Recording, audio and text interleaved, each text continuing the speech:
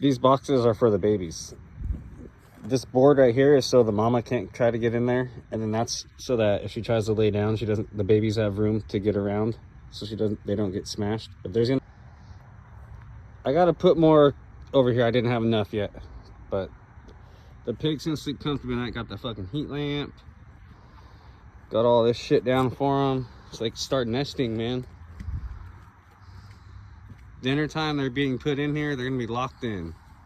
Gotta fill that bitch up with water. Oh, I gotta clean it out. I gotta scrub all the dirt out of it. But yeah, man. Fuck, I've been working on this shit for fucking ever, dude.